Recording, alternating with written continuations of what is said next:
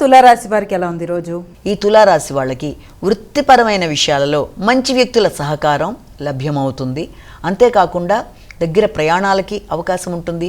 ఆధ్యాత్మిక వ్యక్తుల యొక్క ప్రోద్బలంతో సహకారంతో అనుకున్న పనులు అనుకున్న సమయంలో సాధించుకోవడానికి అవకాశం అనేది ఉంది. దగ్గర ప్రయాణాల వల్ల నూతన విషయాల వల్ల కొత్త విషయాలు నేర్చుకోవడంతో మీరు ఇంకా ప్రశాంతతను పెంపొందించుకోవడానికి అవకాశం ఉంది. మిత్రుల యొక్క సహకారం సిబ్బంది సహకారంతో అనుకున్న పనులని అనుకున్న సమయంలో పూర్తి చేయడానికి అవకాశం ఉంది.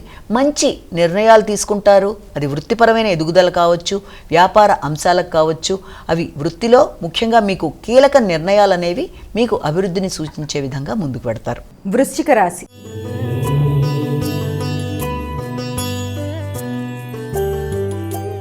వృశ్చిక రాశి వారికి ఎలా ఉంది రోజు?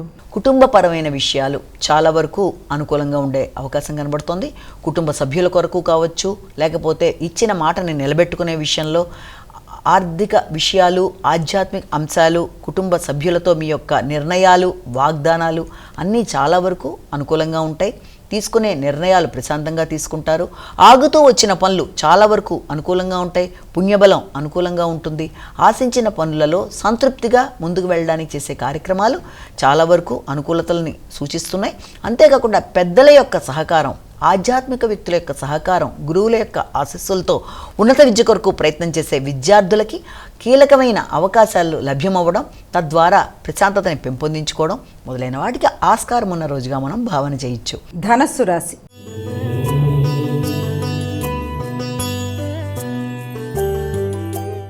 ధనస్సు రాశి వారికి ఎలా ఉంది? ముఖ్యంగా ఈ ధనస్సు రాశి వాళ్ళకి వ్యక్తిగత విషయాలలో అంటే వ్యక్తిగత శ్రద్ధ, వ్యక్తిగతంగా ఆరోగ్యానికి సంబంధించిన విషయాలు, వ్యక్తిగత అభివృద్ధి కొరకు తీసుకునే నిర్ణయాలు మొదలైన వాటి మీద అధిక శాతం దృష్టి కేటాయించడానికి అవకాశం అనేది ఒకటి కనబడుతుంది.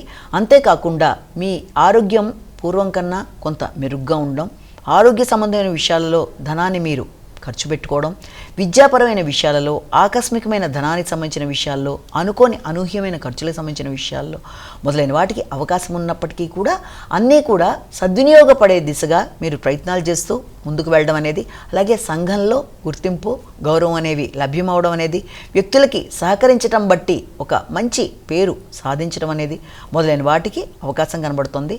ఖర్చులు అయినప్పటికీ అవి ఉన్నతమైన ఖర్చులుగాను, ఆధ్యాత్మిక సంబంధమైన ఖర్చులుగాను, గృహానికి సంబంధించిన ఖర్చులుగాను ఉండడం బట్టి అది మీకు ఆశాజనకంగా ఉండే అవకాశం అనేది కనబడుతుంది.